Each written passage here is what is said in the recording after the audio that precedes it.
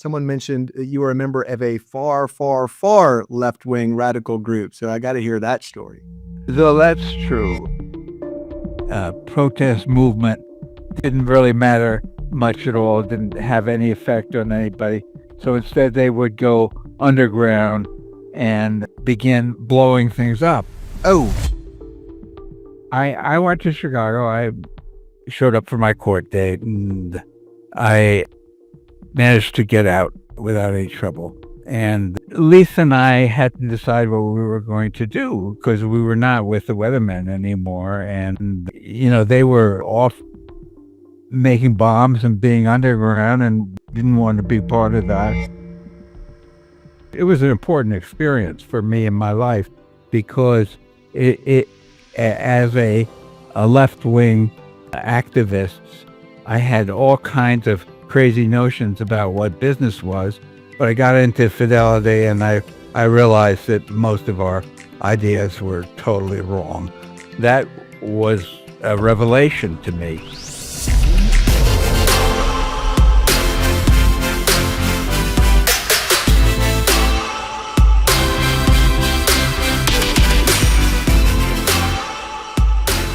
welcome to Unlocking Moves, where we want to cover those key pivotal moments and decision points that really change the lives of successful entrepreneurs and leaders. And I want to hear their stories because I think we learn the most from stories. But I don't want to hear just their glory stories. I want to hear their gory stories because, as I like to say, the bigger the shit show, the bigger the lesson. And man, my guest today has a lot of stories. My guest today is an icon in the entrepreneurial community, also the small business community. He's written about entrepreneurs his entire career, and he's widely read for his thought leadership.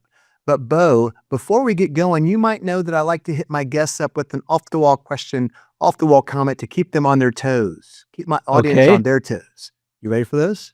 I'm on my toes. All right, so you've interviewed a ton of widely recognized entrepreneurs, including the founders of Google, Steve Jobs at Apple, Ben and Jerry's, and you've spent a lot of time with entrepreneurs like Jack Stack. My question is, did you ever consider becoming an entrepreneur? And I guess why not?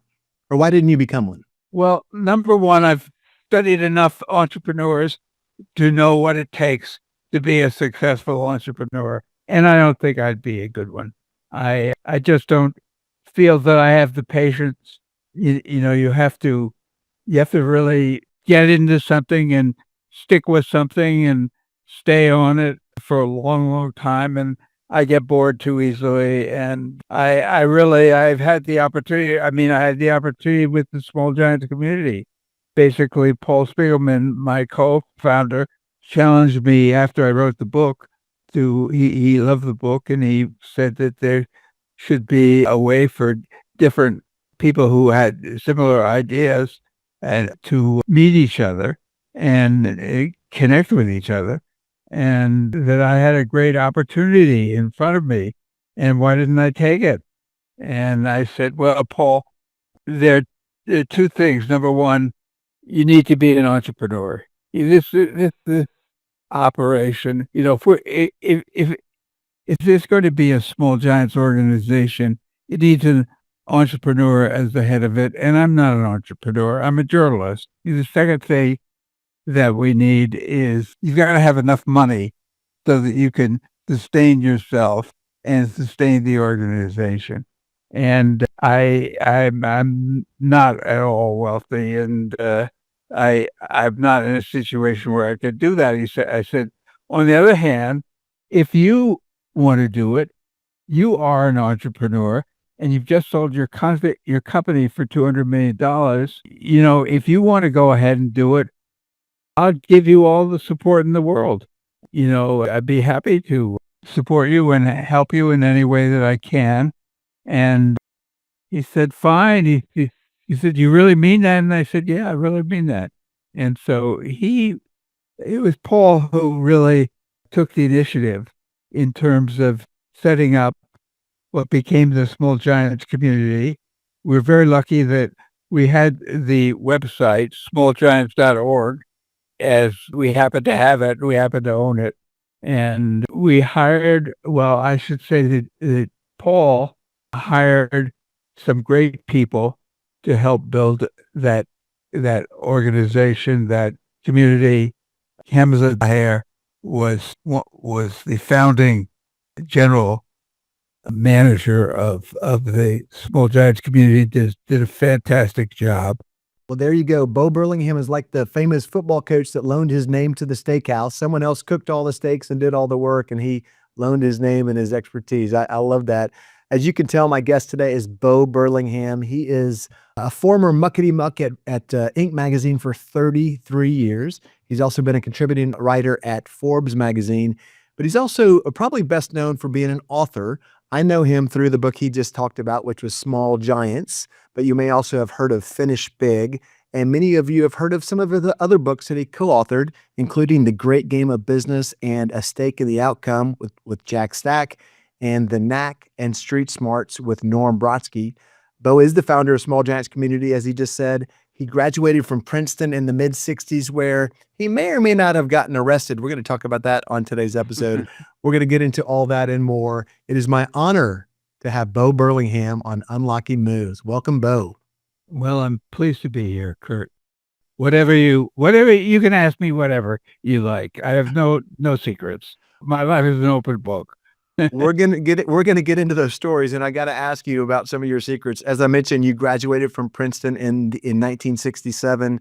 I got to imagine that writing about entrepreneurs was not your plan, and I got to hear a little bit about that story. How the hell did that happen? And maybe share with me a story or two about maybe from Princeton, where before you loved business. Well, it took me a long time to actually find out what business was all about, because I had a lot of notions, which a lot of young people have, about business, which are basically formed by watching television and watching movies and so forth, all of which are wrong.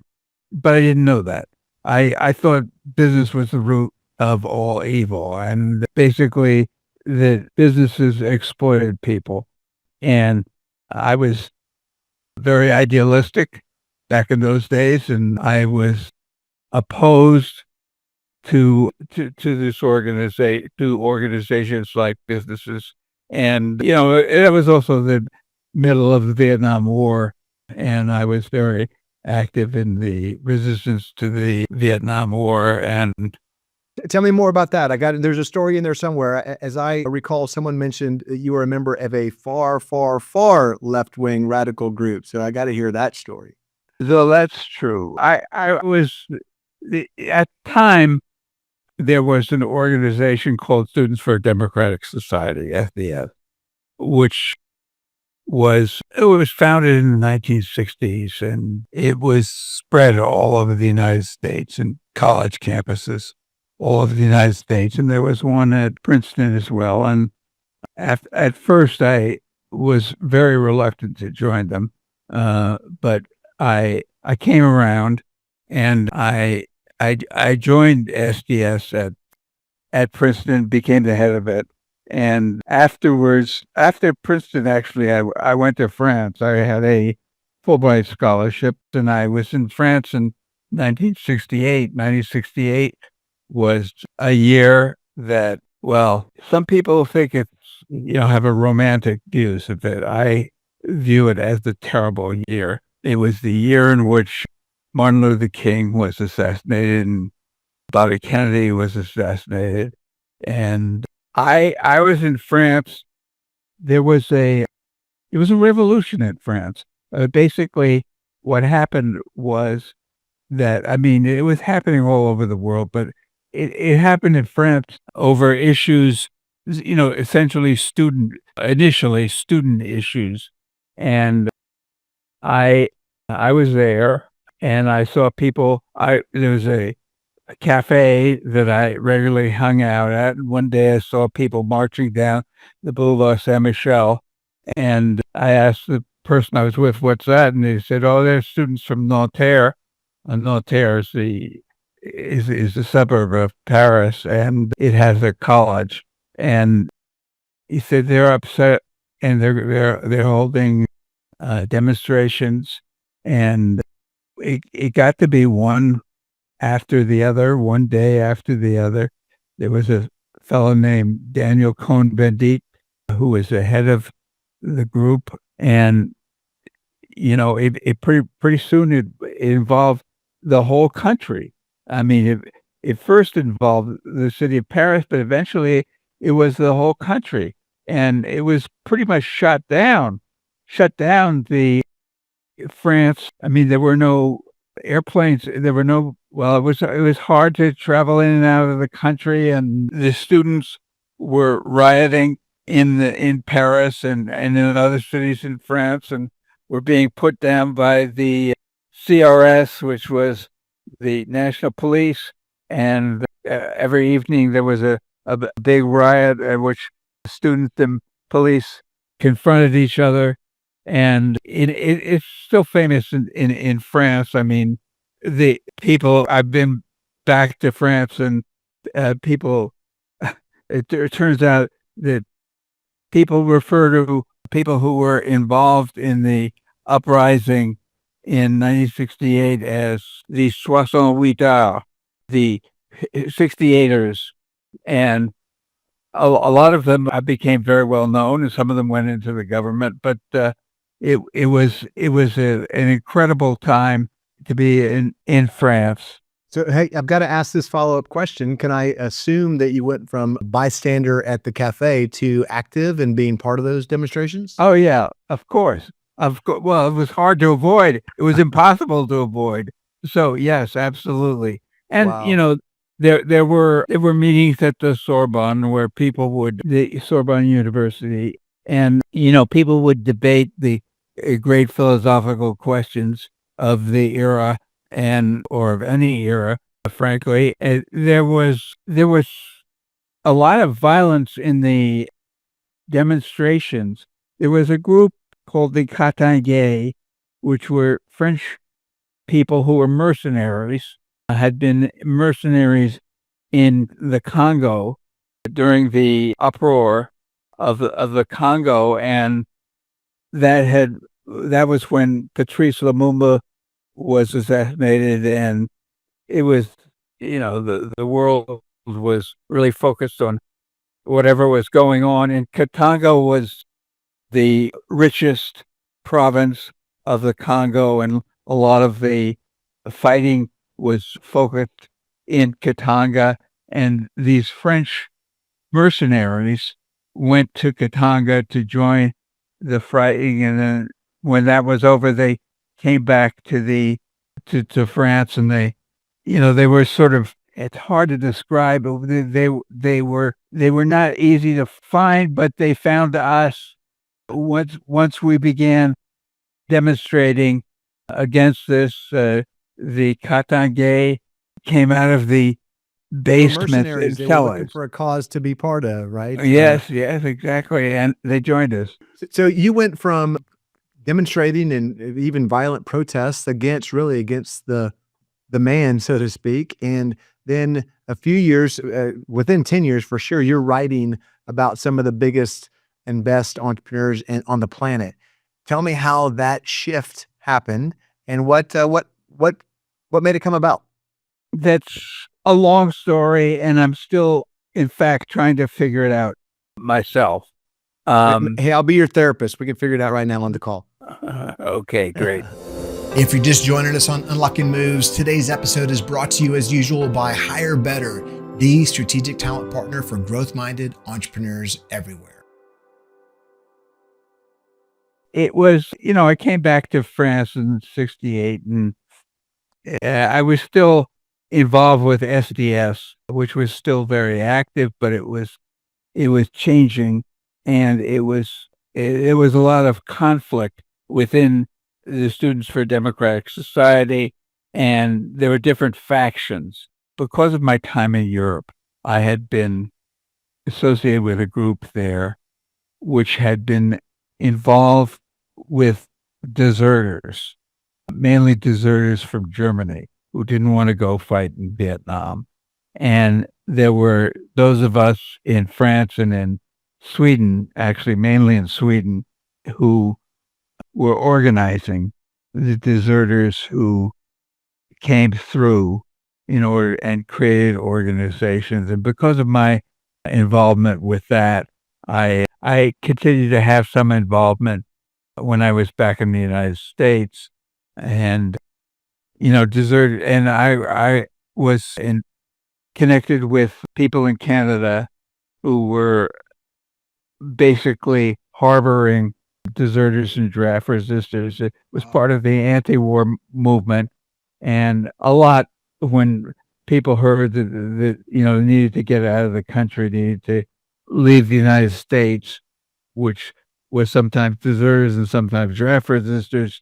For some reason, people thought that I had the connections to help them do that. And so they came to me, and I was very involved in basically sending people up to Canada and connecting with the Canadian people. By the way, all of those skills are very great for business. You're a connector, you're a leader, you're a problem solver. So tell me more. You sound like an entrepreneur to me.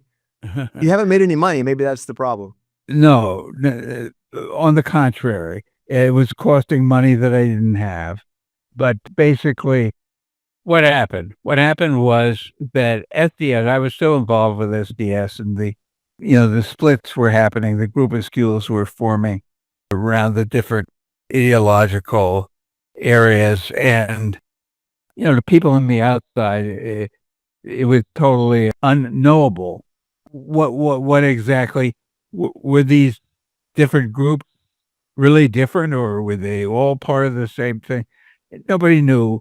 But in any event, it was happening within SDS. People knew, and because I had been involved with right around that time, the coffee shop movement was developing, where people who were active in the anti-war movement were setting up coffee shops near the bases around the country. And the idea of these were anti-war coffee shops, and they would invite GIs, invite various people who were in the armed forces to come to these coffee shops and be exposed to and acquainted with the arguments against the Vietnam War.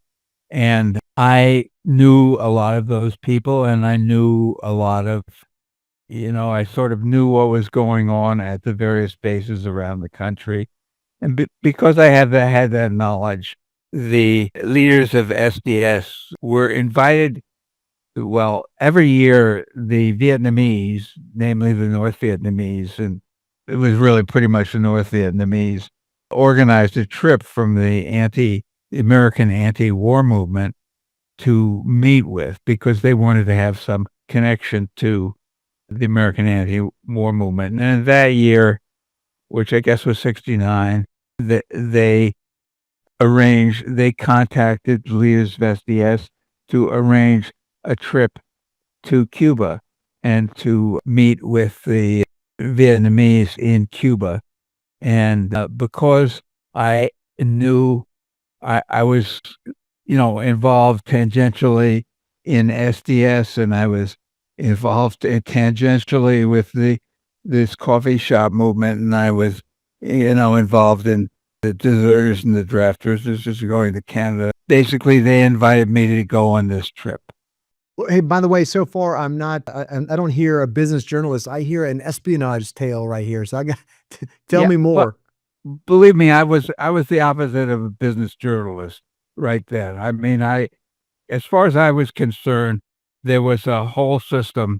The whole system was rotten, and business was at the heart of that system, and that it was actually creating problems throughout the world. And I was a quasi-Marxist, not that I knew enough about.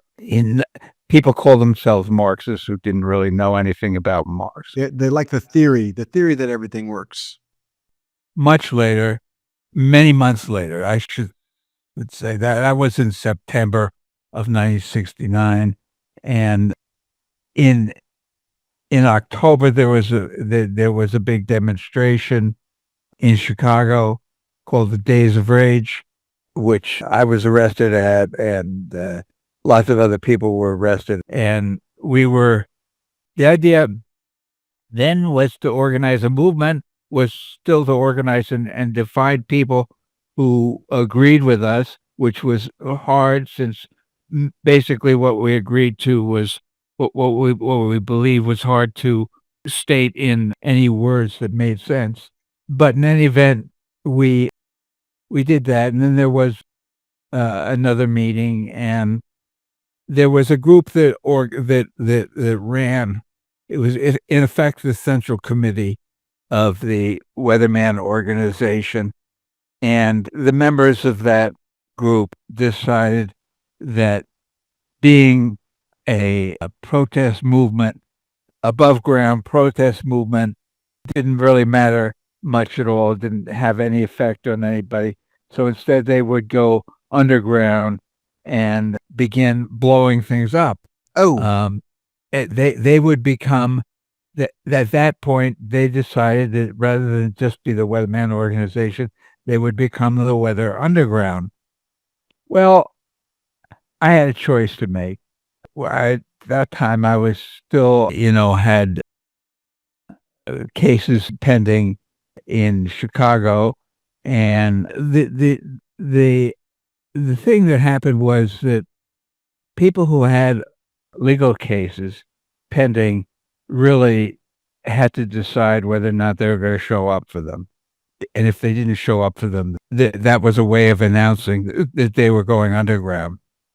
So I decided that I did not want to go underground, did not want to blow anything up. And so I showed up for the cases. Now at that time, the one positive element that came out of that for me was that one of the things that we were trying to do was to smash monogamy, because monogamy stood in the way of the revolution.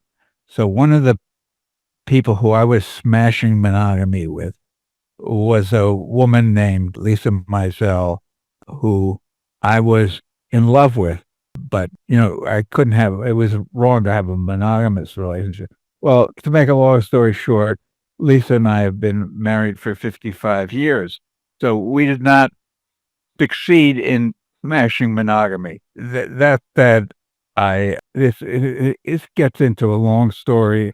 I don't know if you want to hear all this, Kurt. Hey, listen, I love what I've heard so far, and I like what you just said about your 54-year marriage with your smashing monogamy partner with Lisa. That's fantastic. So look, you're welcome to tell me whatever story you think is interesting, because this is all fascinating stuff. We may have to do a 2-part podcast, but let's just say, I mean, I'm 78 years old right now, and over the course of 78 years, a lot of things can happen. And I don't know that, what happened eventually. Lisa and I met up again, and she was with one group while the Weatherman was going underground. She was with one group which didn't want to go underground. She didn't want to go underground, and I didn't want to go underground. And I came back on my way to Chicago for my court date.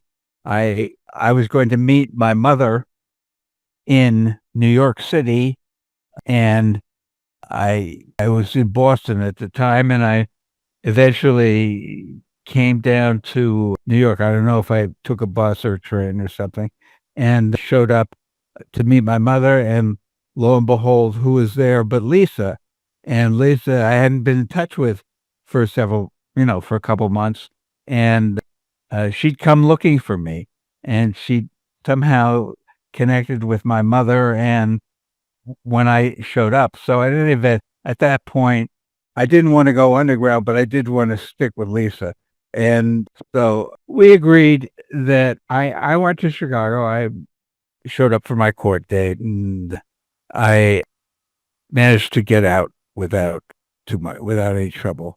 And Lisa and I had to decide what we were going to do, because we were not with the Weathermen anymore. And, they were off making bombs and being underground, and we didn't want to be part of that. And so we weren't sure what to do. We had friends who we stayed at their house for a while, and then we stayed at my parents' house. And we realized that we had to figure out what we were going to do. Were we just going to float around the New York area for a long time? No, we weren't going to do that. That was not a plan. Well, we would like to go to California at that time, but we didn't have any money, so we couldn't go to California. And did we know people anyplace else? Well, I knew people in Washington, D.C., so that was a possibility. But then I knew more people in the Boston area. So we decided to go to the Boston area. Well, we went to Boston and we met up with friends who helped us and who at this point we had no money whatsoever. And so I said I needed a job. And it turned out that one of the people who we contacted was friends with people at the rock and roll station in Boston, rock and roll station called WBCN. There's actually a movie of it on PBS. You could see it. And he happened to know that they were looking for a news director. And, so he suggested that maybe that was a job for me. So I went and I met with the people at WBCN and they liked me. And then I had to go meet he wasn't really the owner, but he represented the owners of WBCN. And I managed to talk my way onto getting the job as the news director at WBCN. And I had great plans. I was going to have a group of people who were good. We were going to assemble the news during the day, and then we were going to write it up and have it read by one of the major disc jockeys at 6:00 in the evening every day. Let me pause you there for a second, if you don't mind, Bo, because here's what I've heard so far. You were a very passionate young idealist. Yes. And you met up with other passionate young idealists, and you made your mark in the world, and you fought for things that you were passionate about.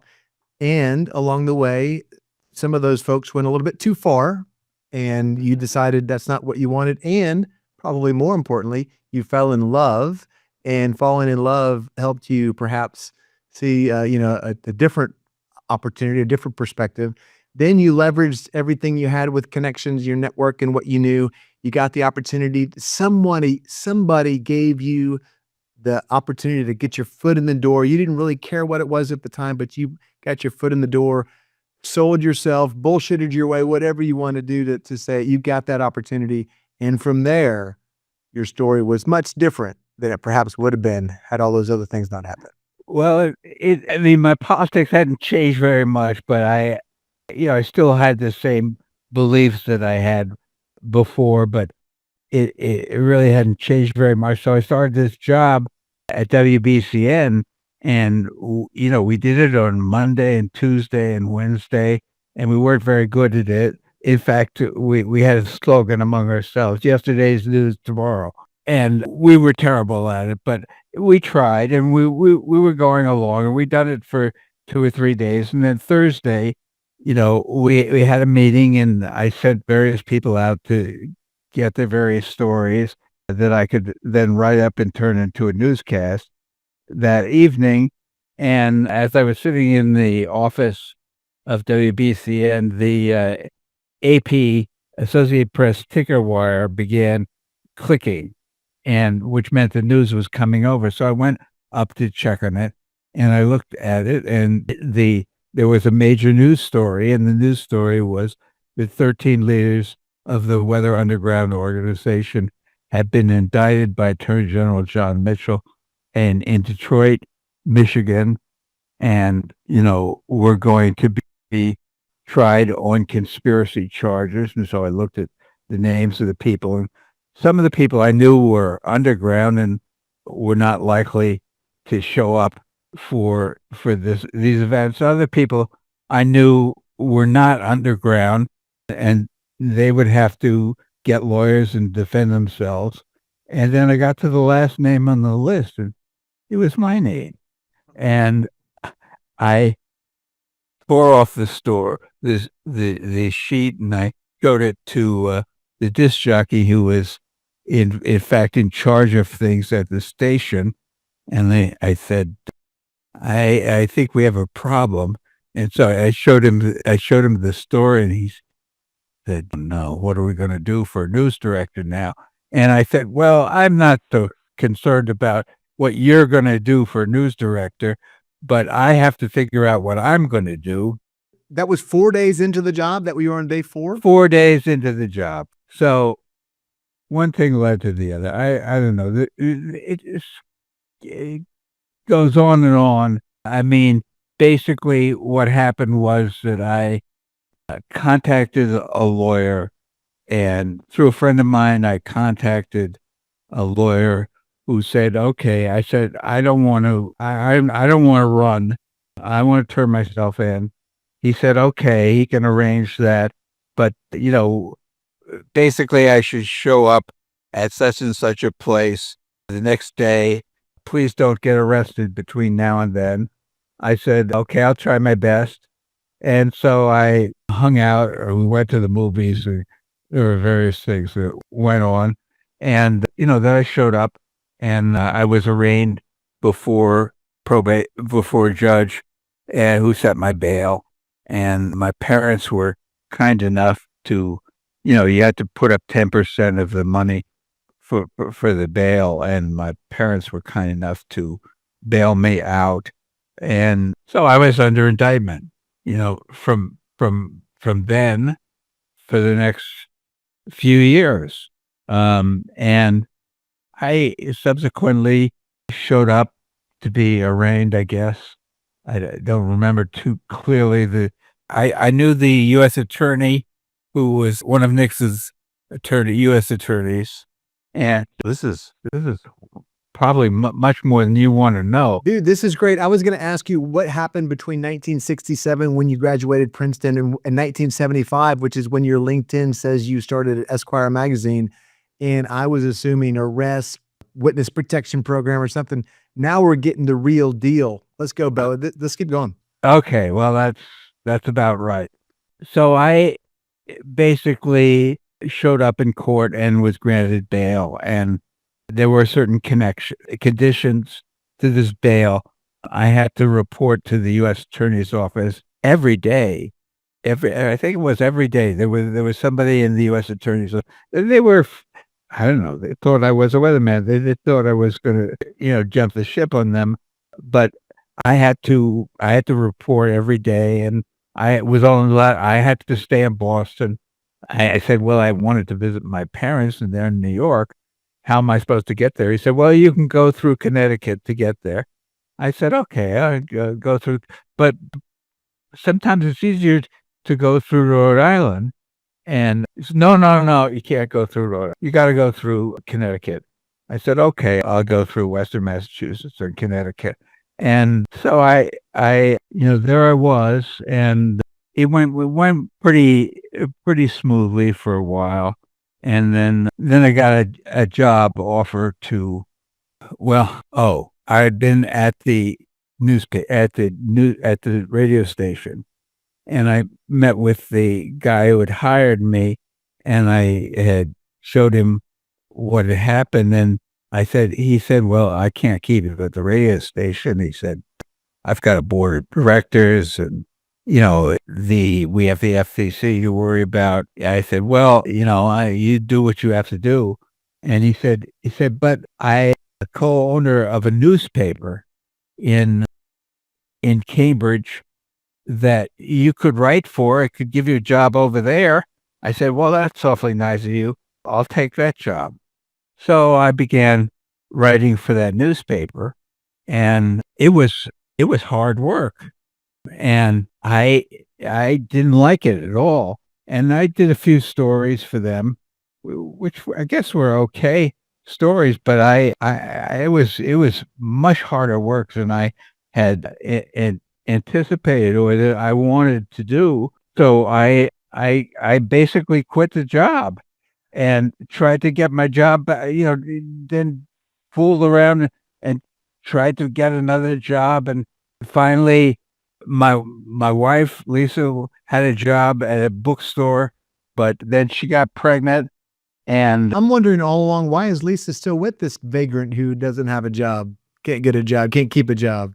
because she had the same history as I had, I had to figure out what I was going to do when we had our neighbors worked for another newspaper in Boston, another undergrad, no, not undergrad, it's like a Village Voice, type newspaper in Boston called Boston After Dark, and he'd read the stuff that I'd written in the other newspaper, which is called the Cambridge Phoenix, and he liked the work that I did, and he said, "Well, you can come." He said, "We normally have somebody doing a column, but she's going away for a couple months, and we're willing to hire you." And I said, "Oh, how much?"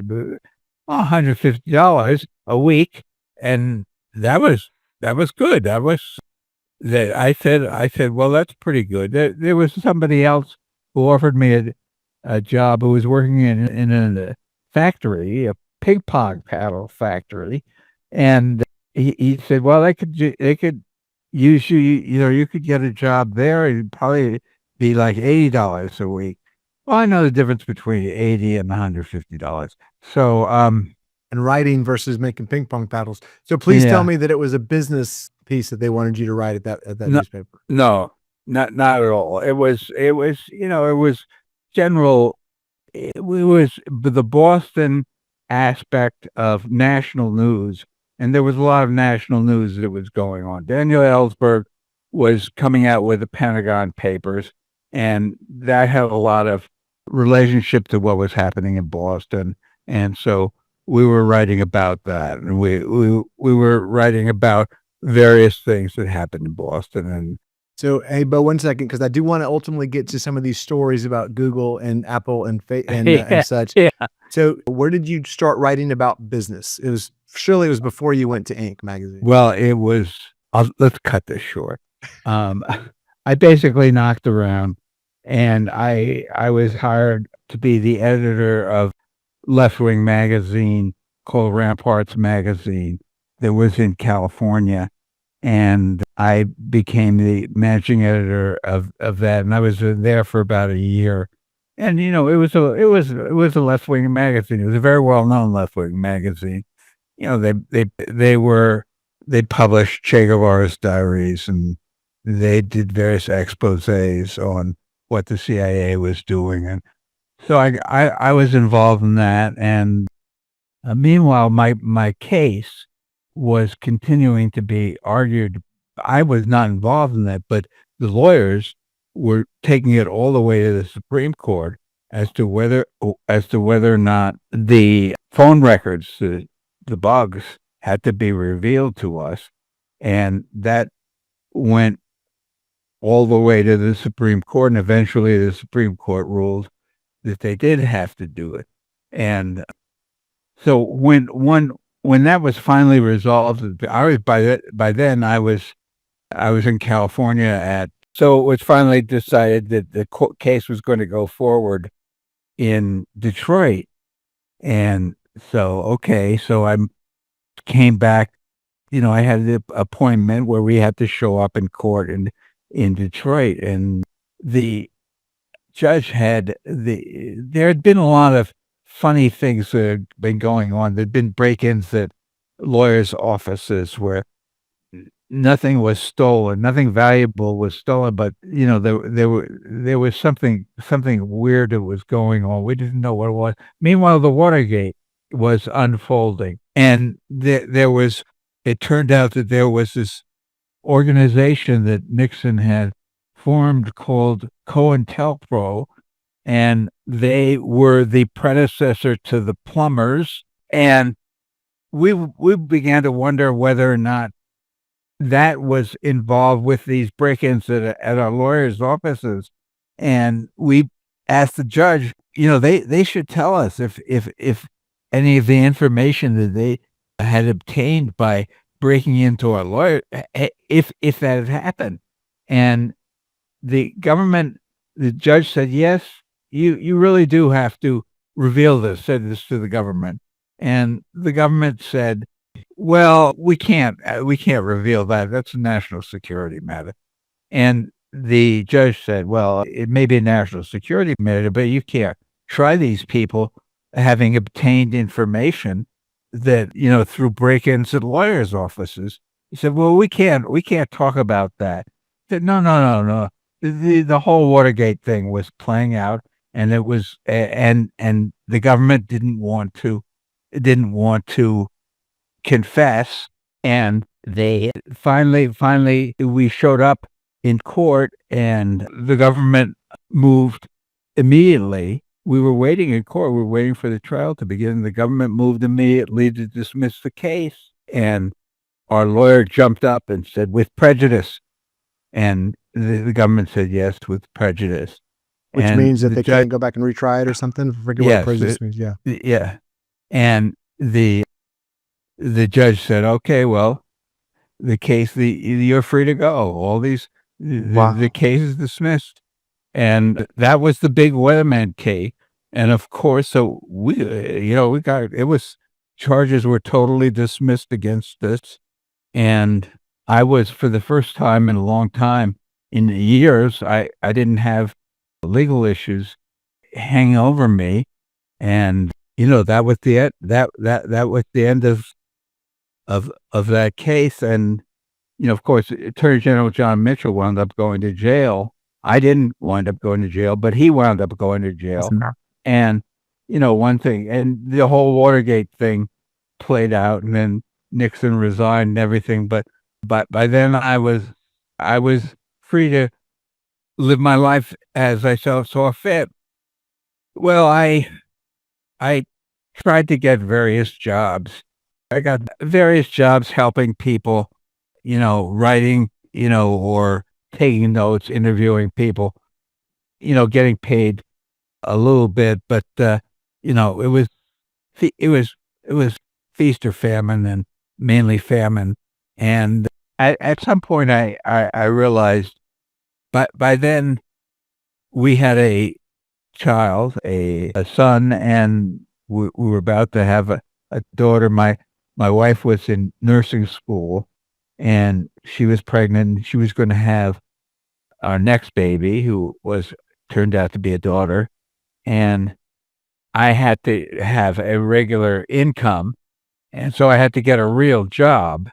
And I didn't know what to do. Finally, a headhunter called me, had been referred to somebody who knew that I needed work. And the headhunter said that Fidelity Investments, which was based in Boston, needed a writer, and that I had been recommended.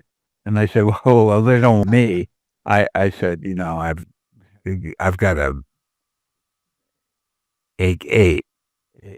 my history doesn't really accord I've got a with. checkered past. I'm not sure the wealth manager is going to want me on their dossier. So he said, well, they don't care about any of that. They just want somebody who knows how to write and can do whatever jobs they need. So I said, well, I agree to go in and be interviewed by them.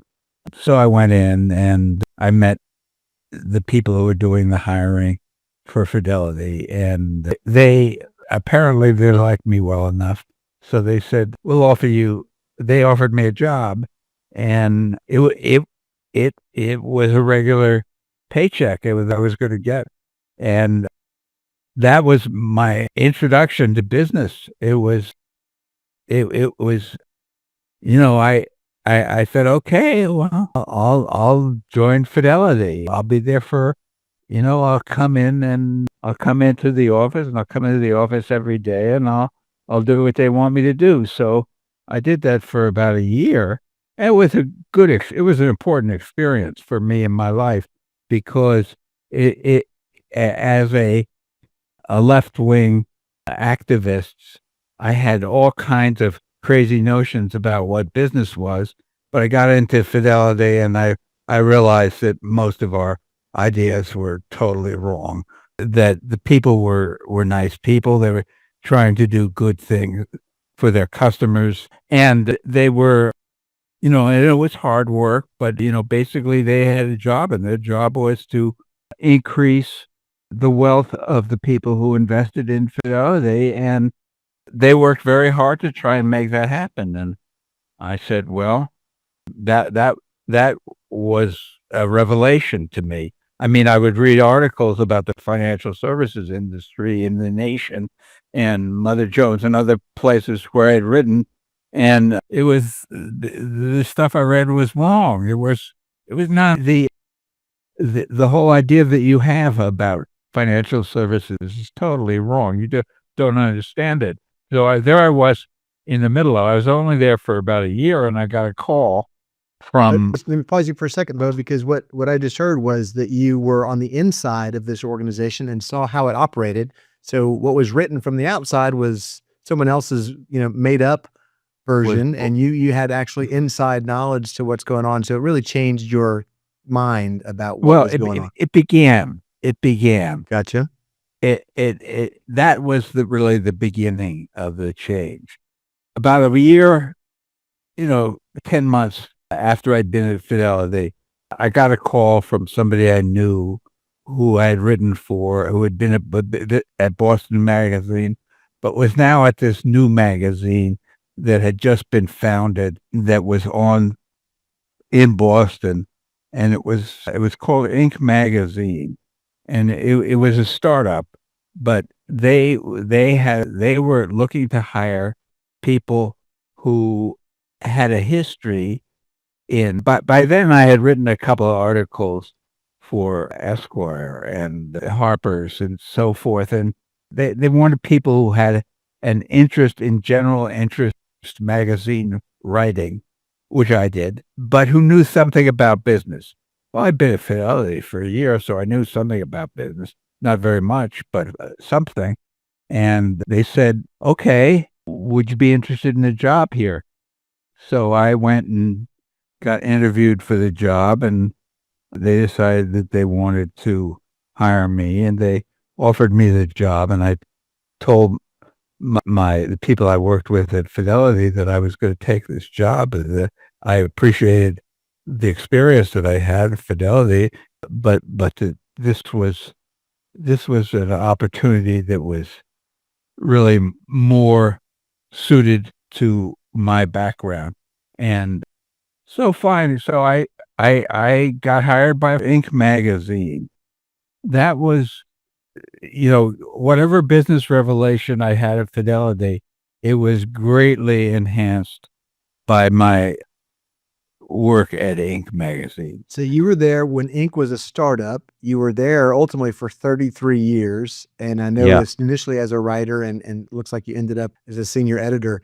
It sounds like you had some amazing stories along the way. When we were prepping for this, you mentioned talking to the founders of Google when that started and being, having an inside the room knowledge of some of that. You also mentioned a story about Steve Jobs. I'd love to hear some of those stories as we go.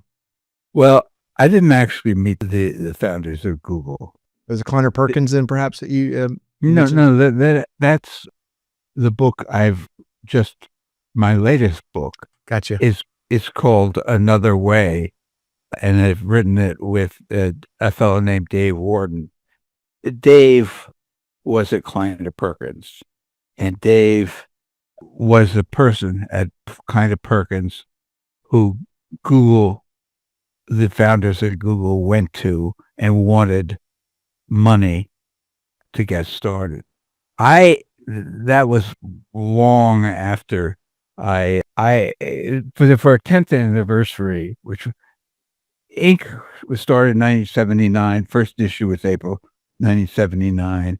And by the end of the decade, we were going to publish our 10th anniversary issue. And we talked among ourselves, and we decided who should we feature as the entrepreneur of the decade. And we all agreed it should be Steve Jobs. Steve Jobs had been in the initial issue of Inc. magazine as when Apple was just starting up, and he had been a cover story very soon afterwards with the headline, "This man has changed business forever." And we just felt that Steve Jobs had an impact on the world as an entrepreneur that really was very much put everybody except possibly Bill Gates in the shade. I mean, the other possibility was Bill Gates and Microsoft, but we felt that it was Jobs who really had the vision for what computers could do. So we decided to name him the entrepreneur of the decade, and we arranged to interview him, and we went out to California, and he was in his period when he'd been booted out of Apple. That was before he started another company called Next, and was involved in building that. It was before he had been brought back to Apple. It was a very interesting period in his life, and you had the feeling in talking to him that he had in his mind this idea of what computers could do, that he had a vision of it, but that other people didn't. He thought that, when he went back to Apple, there was one thing after the other. There was the iPod to begin with, and then that was followed by the iPhone, and then there was the whole Mac universe, and there was one thing after the other, and it was like he saw that, and we interviewed him, and he hadn't done that yet when we interviewed him, but we had the feeling that we were talking to somebody who had in his head this vision of what the computers and the digital world, how the digital world could affect us and could change us. That's incredible. That was over 40 years ago that you guys had that discussion. And that was well before, as you said, that he had accomplished most of what he ultimately would accomplish, but you saw what he had done over those 10 years and I guess the potential, what he could do. That's exactly right. And it was, people asked me what it was like to interview him, and I said, it was like interviewing Beethoven before he'd actually written any of his symphonies. It was interviewing somebody who could see something that the rest of us couldn't see yet. And eventually he was able to bring that to life when he went back to Apple. And, he changed the world for, I'm sitting Mac computer to talk to you. I have a iPhone right next to me. And, it just goes on and on and on. Yeah, that's amazing. Well, I appreciate you sharing that. I'm sure you've got other stories of folks you interviewed over the years.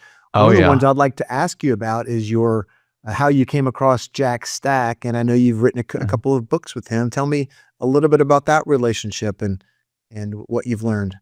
Well, Jack, I was at Inc. magazine, and I was the executive editor of Inc. And we every year did a survey, which we went to our readers, and we asked them to fill out a survey about their practices in compensation.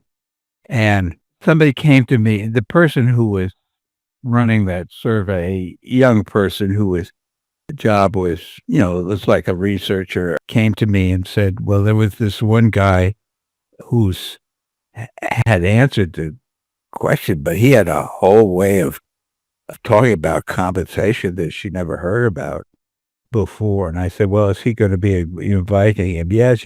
We're going to invite him to come and talk to us in Boston about this, along with some other people. So they invited him, and afterwards they told me he just, the editor who met with him and the other people said, his whole idea about the way companies are run, he talks about games and, treating the company as a game. And, it's just not anything like what we've heard before. And I said, well, that's pretty interesting. Then our package about executive compensation came out and he wasn't mentioned in it. And I went to the editor who had put together that package and said, wait a minute, you told me about this incredible guy who had come to his thing. There's nothing about him in the package. He said, oh, no. You can't include him in that. This has to be dealt with separately. We need a whole article about him. So that's fine. So we said, okay, well, we'll get somebody to write an article about him. And so eventually we sent two people out to Springfield to interview him and to write articles. And their articles were quite different. And I actually wound up with these two articles, one of which, the two articles that were very different, and I had to put them together. And so I put them together and we ran an article about this company, which it was called The Turnaround, and it was about this dying company, which had been completely resurrected and was now growing like crazy, but had done so by organizing their workforce around what they called the great game of business. And basically their theory was that, business is basically a game that different people play in order to win, and you win by making money. And like any game, you can't understand it unless you, number one, know what the rules are. Number two, get enough information that you can follow the action and keep score. And number three, that you care whether or not you win or lose, that you have a stake in the outcome. And so we wrote about that in that article, and that article had a huge impact in our audience, that our people read this and people began to go to Springfield. People from our readers began to go to Springfield to see for themselves what was going on here. And that's really how it began. Now, when I'm still very close friends with Jack, but it's been quite a ride. Well, it sounds like that book snowballed, or the article snowballed. You got people interested. You ended up writing a book, and I know that is one of the top bestsellers of business books of all time. So very fascinating story. I know, and you wrote a follow-up with Jack. Right.